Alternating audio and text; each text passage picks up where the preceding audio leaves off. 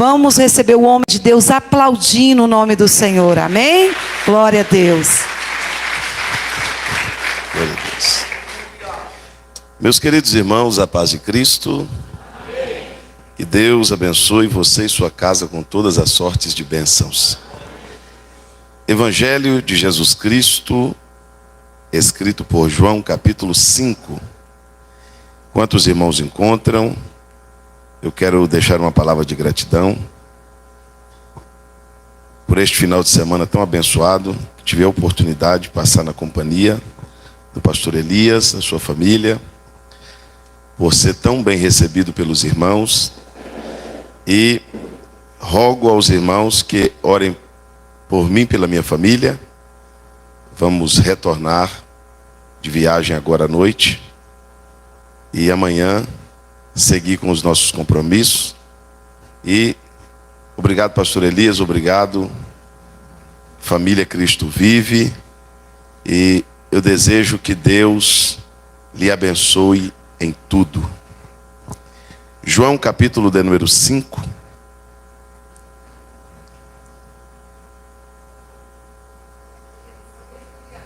João capítulo de número 5. Todos encontraram? Passadas essas coisas, havia uma festa entre os judeus. E Jesus foi para Jerusalém. Existe em Jerusalém, próximo à Porta das Ovelhas, um tanque chamado em hebraico de Betesda, o qual tem 5 alpendres. Neste jazia uma multidão de enfermos, cegos, coxos e paralíticos, que esperavam o movimento das águas. Porque um anjo descia em certo tempo e agitava a água. E o primeiro que entrava no tanque, depois da água agitada, sarava de qualquer enfermidade que tivesse. Estava ali um homem que havia 38 anos que se achava enfermo. E Jesus, vendo este deitado e sabendo que estava naquele estado há muito tempo, perguntou: você quer ser curado?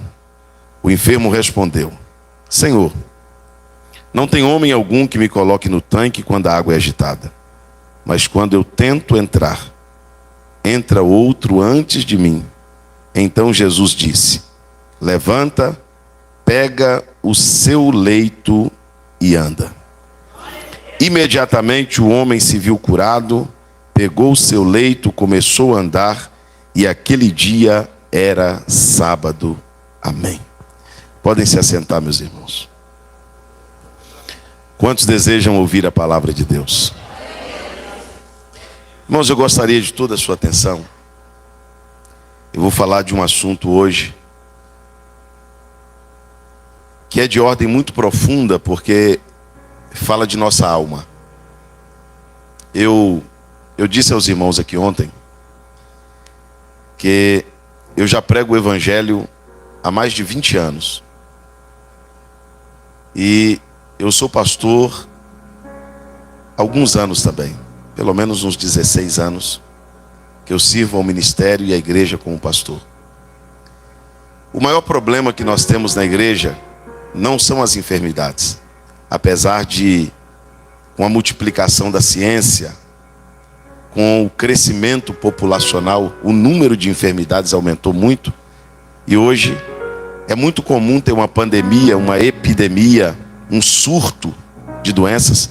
Mas o nosso maior problema não é físico, não é enfermidade. O nosso maior problema não é financeiro. Por mais que a economia esteja abalada, por mais que haja desemprego, por mais que haja fome, o nosso problema também não é financeiro. Nesses anos pregando o Evangelho, pastor Elias, eu descobri que o maior problema que nós temos dentro de uma comunidade, dentro de uma família, é um problema chamado decepção. Qual é o nome do problema? A decepção é algo tão terrível, mas tão terrível, que a Bíblia diz que você é capaz de conquistar uma cidade forte. Você é capaz de conquistar uma cidade murada, cheia de valentes, mas não é capaz de conquistar um irmão ofendido. O problema da decepção, ele tem se agravado tanto no meio da igreja, das famílias e das pessoas, que uma doença emocional muito terrível e espiritual tem tomado conta da vida das pessoas. Eu não sei se os irmãos percebem que se um pastor passar o dia inteiro fazendo gabinete com as pessoas, se você passar um dia só atendendo os seus amigos, você vai perceber que os problemas físicos e financeiros deles são pequenos perto dos problemas emocionais e psicológicos que eles enfrentam. As pessoas vão te contar problema de alma que você vai dizer para ele que você vai orar e vai pedir para Deus tomar uma solução ou dar uma solução a ele, porque não existe remédio para isso, não existe medicação para isso. Essa receita é totalmente espiritual. E Jesus é o único que resolve esse tipo de problema. E nós precisamos nos livrar deles para ter uma vida abundante, para ter uma vida feliz, para ter uma vida abençoada. O texto que nós lemos fala de uma situação que em Jerusalém havia uma festa. O que havia em Jerusalém? Vamos lá, em Jerusalém havia uma. Esta festa era entre os judeus. Então, era uma festa religiosa. E Jesus subiu a Jerusalém para ir para a festa. Porque em Jerusalém havia uma festa. Então Jesus está indo para a festa. Para onde Jesus está indo? Quando Jesus, pastor Elias, está chegando em Jerusalém, Jesus se lembra que em Jerusalém não tinha só uma festa. Em Jerusalém também tinha um tanque. E lá no tanque não tinha festa. Lá no tanque tinha cego, tinha manco, tinha paralítico, tinha deprimido, tinha problemático, tinha gente querendo suicidar, tinha gente com todo tipo de problema. Então tinha uma festa em Jerusalém, e em Jerusalém também tinha um tanque, dentro da mesma cidade, uns festejando e outros em angústia. Não pensa você que dentro desse ambiente aqui está todo mundo com o mesmo sentimento. Não acha você que dentro de uma família está todo mundo feliz. Um pode estar sorrindo e o outro chorando. Um pode estar bem e o outro mal. Jesus fez uma coisa que só ele sabe fazer. Ele mudou o itinerário. Jesus estava indo para a festa. Para onde Jesus estava indo? Quando Jesus lembrou do cego, do manco, do ressecado, do deprimido, do paralítico, Jesus diz assim: depois eu vou para a festa. Eu vou mudar o itinerário e agora eu não vou para a festa. Eu resolvi que agora eu vou para o tanque. Quem está na festa já está feliz, quem está na festa já está contente, quem está na festa já está comemorando.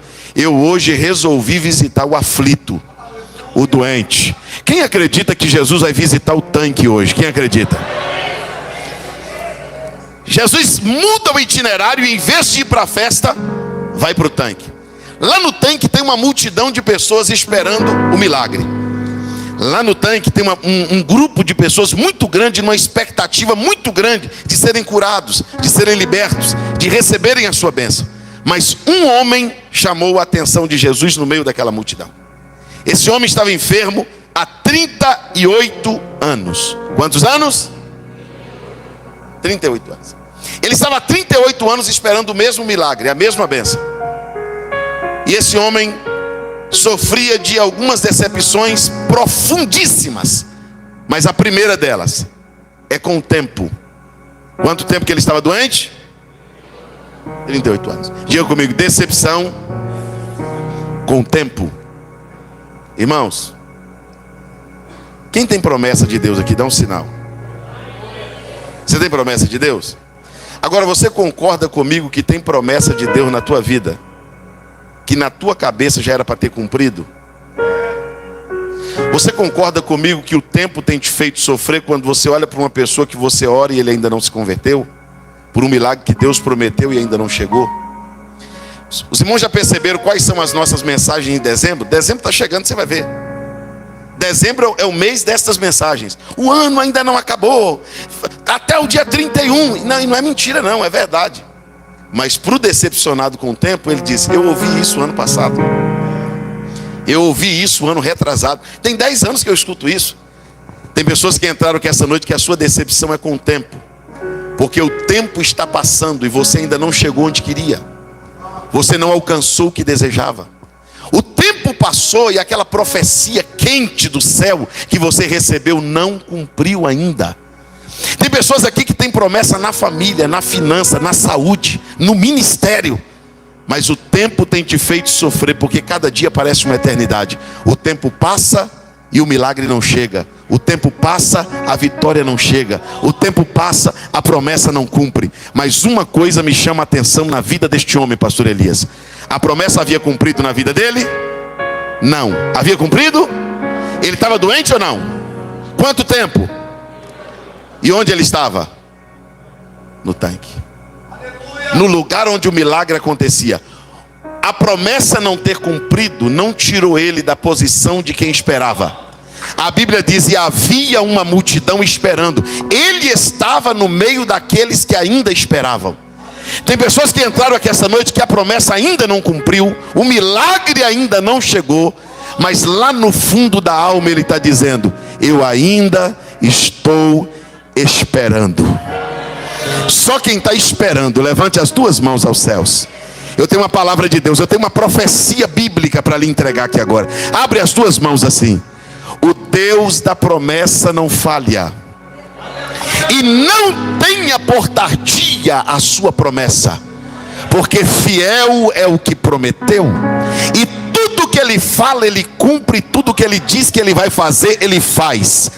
Deus te trouxe aqui esta noite para te dizer: eu sou o dono do tempo. Eu sou, o teu tempo é cromos, o meu é kairos. Não aconteceu ainda porque você está olhando no teu calendário. Não aconteceu ainda porque você está olhando no teu relógio. Mas Deus está dizendo: eu controlo as estações e o tempo. E eu faço no meu tempo e eu faço na minha hora. E Deus trouxe alguém aqui essa noite para ouvir isso. O tempo passou, mas eu não esqueci do que eu falei. O tempo passou, mas a promessa continua de pé. O tempo passou, mas eu sou o mesmo. Toque na mão de alguém e diga para ele assim: a promessa ainda vai cumprir. A promessa ainda vai cumprir.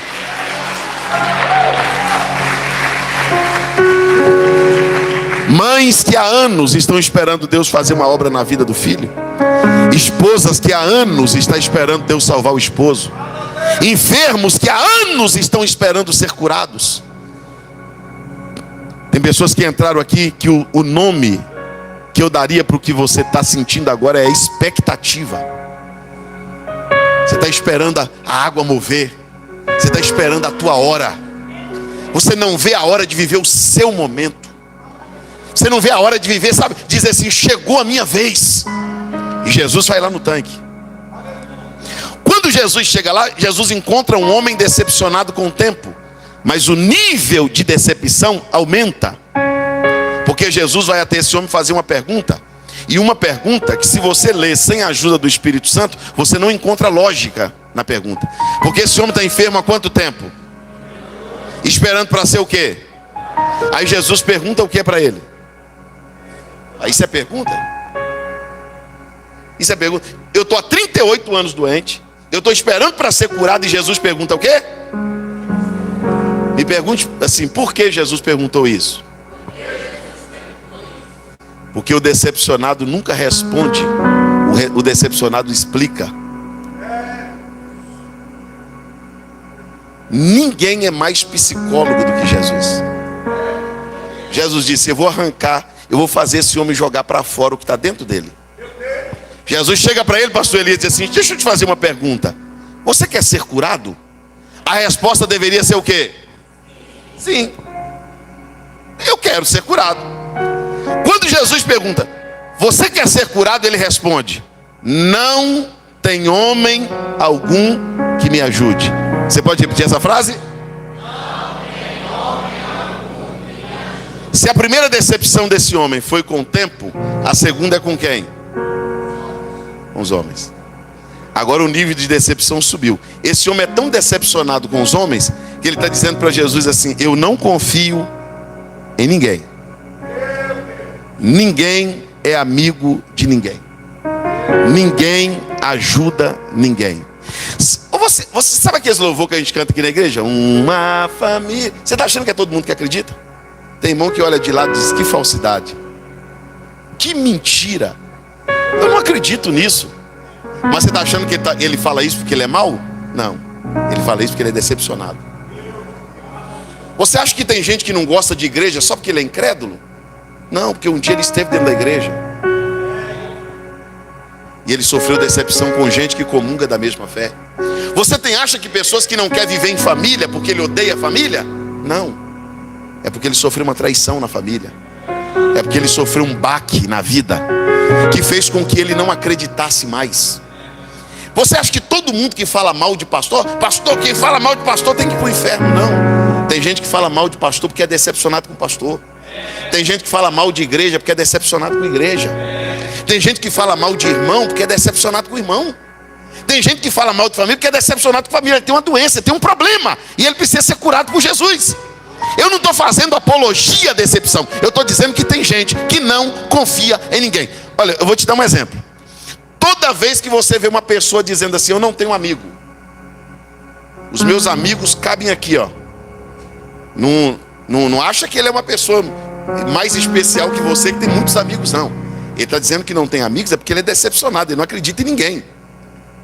Quando você vê alguém dizendo assim: meu amigo é minha mãe, meu amigo é Jesus, o meu amigo é minha família. Não, a Bíblia não diz isso.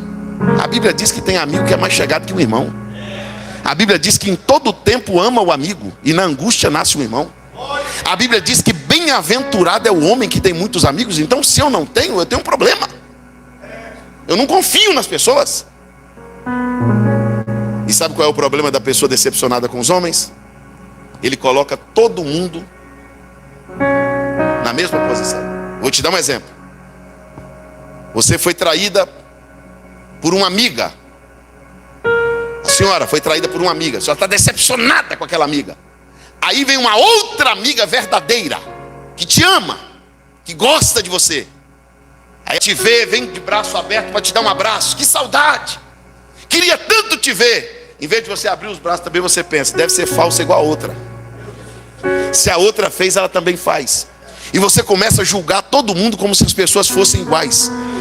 Aí você é decepcionada com um camarada que te fez mal, que te maltratou, que te traiu. Aí Deus te apresenta um camarada legal para te fazer feliz, e você não dá teu coração para ele, porque você diz: ele também vai fazer comigo a mesma coisa. E com o homem a mesma coisa. Aí o camarada vem para a igreja e diz assim: eu quero ser crente, eu não quero saber de ministério, eu não quero saber de cargo, porque na outra igreja eu sofri isso, eu passei isso, e eu quero ficar no meu canto. E você não confia mais. Você não coloca mais teu coração naquilo que você faz. E você é tão decepcionado com os homens que você duvida de todo mundo. Todo mundo conversa com você e você desconfia. Será que é homem de Deus? Será que é amigo mesmo? Será que está falando a verdade? Será que eu posso confiar nessa pessoa? E você, tudo seu é trancado, tudo seu é escondido, tudo seu é apagado. Por quê? Você não confia nas pessoas. E você não confia nas pessoas não é porque você tem a tua maneira de viver. Não. Você não confia nas pessoas porque provavelmente alguém te decepcionou. Mas hoje Jesus vai entrar dentro da alma de alguém. Quem acredita nisso, diga glória a Deus. Hoje Jesus vai entrar dentro do coração de alguém. E Deus vai sarar os teus relacionamentos. Levante comigo as suas duas mãos aos céus.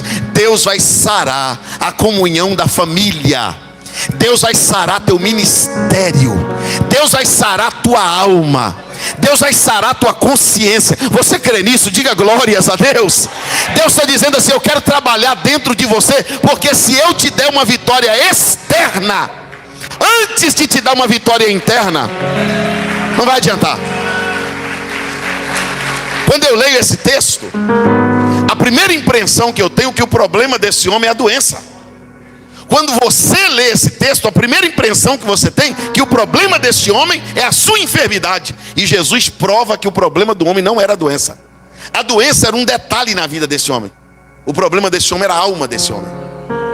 É por isso que tem gente dizendo: Deus, resolve meu problema financeiro, Deus, resolve meu problema isso, Deus resolve. E Deus está dizendo assim: meu filho, se eu não resolver o problema que está dentro de você, se eu resolver os problemas que estão fora de você, não vai te solucionar.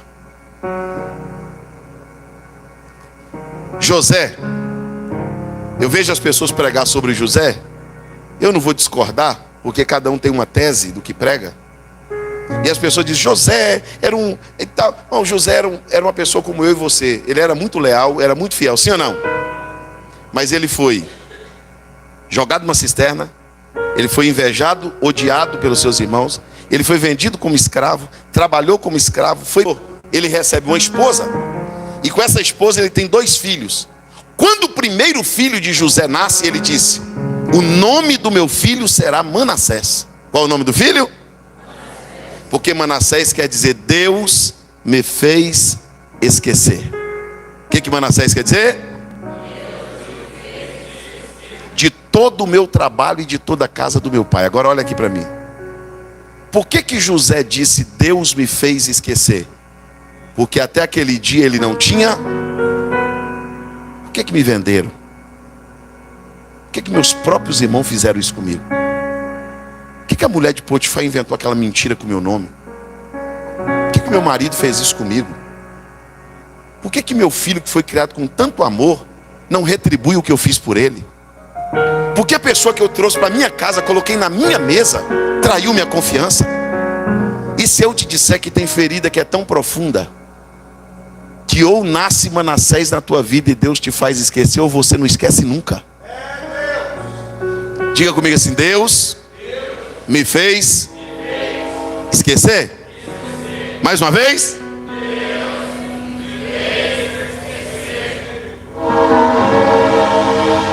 Gostei desse barulho, irmão. Todo dia, mas passa? Que legal, né? E quem dorme perto da linha aí? Ele desperta. Tem gente que não precisa nem do despertador. Você casado que está aqui. Você está aí de mãozinha dada com a tua esposa. Amor, bem, tal. Primeira discussão. Quando você lança na face dele o que ele fez lá atrás. Quando você lança na face dela o que ela fez lá atrás. Olha, não esqueci não, hein? Você lembra do que você fez comigo? Olha para o teu irmão e diga para ele: Manassés não nasceu. Diga assim: porque quando Manassés nasce, Deus te faz esquecer. Agora eu não sou maluco não, irmão, nem doido não. Eu sou pregador do evangelho. O esquecer de Deus não é aqui não, porque Deus não põe ninguém com amnésia. O esquecer de Deus não é aqui. O esquecer de Deus é aqui. Você sabe por que você não é mais feliz no casamento? Porque Manassés ainda não nasceu. As decepções ainda não foram curadas. Sabe por que os seus relacionamentos não dão certo? Tem gente que entrou aqui hoje, essa noite, se relaciona com um dá errado, relaciona com o outro dá errado, conhece um dá errado, conhece outra dá errado. Vai dar errado mesmo. Porque enquanto você não for curado dessa doença, dessa ferida, desse machucado, essa área da tua vida não anda. Hoje precisa gerar Manassés. E Manassés quer dizer Deus me fez. Alguém vai te perguntar: como que você ainda vive com esse homem? Como que vocês conseguem ser uma família feliz depois de tudo que aconteceu? Qual vai ser a tua resposta? Você ainda vai ter amigo depois daquela amiga que você teve? E agora você está aí abraçada com essa outra, dizendo que ela é tua amiga? Como que você consegue ter uma amiga depois do que aquela te fez? Qual é a tua resposta? Sabe qual foi o segundo filho de José? Efraim. Efraim quer dizer Deus me fez crescer. O que Efraim quer dizer? Estou chegando lá. Qual é o nosso problema? Vou falar olhando no teu olho. O teu problema e o meu. Nós queremos inverter. Nós queremos que Deus nos dê Efraim. Nós queremos que Deus nos faça crescer sem antes nos fazer esquecer. Só que Deus não faz Efraim nascer primeiro que Manassés. Porque Deus não vai te fazer crescer sem antes te fazer esquecer. Por quê, pastor? Porque Deus não pode prosperar uma pessoa odiosa. Deus não pode exaltar uma pessoa machucada. Os irmãos já perceberam? Vou provar para vocês. Tem um tipo de mensagem que eu detesto, eu abomino, e se eu estiver no culto, eu levanto e vou embora. Mensagem que fica jogando um irmão contra o outro. Deus vai punir seus inimigos. Quem está tipo caluniando, Deus vai fazer não sei o quê. Eu escuto essas coisas, eu me aborreço na hora. Isso é uma feitiçaria. Jesus não ensinou isso para ninguém. Jesus não ensinou. Quando você fala isso, as pessoas pulam na cadeira. Você é tão decepcionado que quando você ouve dizer que Deus vai punir quem te machucou, que Deus vai pegar quem te feriu, que Deus vai tratar com quem te traiu, você grita. Você pula, você vibra, porque isso te alegra. Você é tão machucado, você é tão ferido, que o teu sonho é ver as pessoas pagando o que elas te fizeram. Porque você não é curado, você não é liberto, o seu coração não é limpo, a sua consciência. Quer ver você feliz? Quem te viu passar na prova e não te ajuda, vai te ver na bênção, vai. Isso aí você canta, você grita, você... É claro, você quer estar no palco e ele na plateia. Tem veneno até nas nossas mensagens, tem veneno até no que a gente canta, porque nós somos decepcionados com as pessoas, e nós queremos essas pessoas pagando. Agora é bonito demais quando você vê um crente na igreja, você vai ser crente depois de tudo que te fizeram? Deus me fez esquecer. Você vai continuar com esse... Minha irmã, você não vive segundo o conselho de ninguém não. Se Deus te ajudou a perdoar, siga a tua vida. Se Deus te ajudou a perdoar, siga a tua estrada. Se Deus te ajudou a perdoar, siga teu ministério. Levanta comigo as suas duas mãos aos céus. Tem gente aqui que só não recebeu Efraim ainda porque Manassés não nasceu.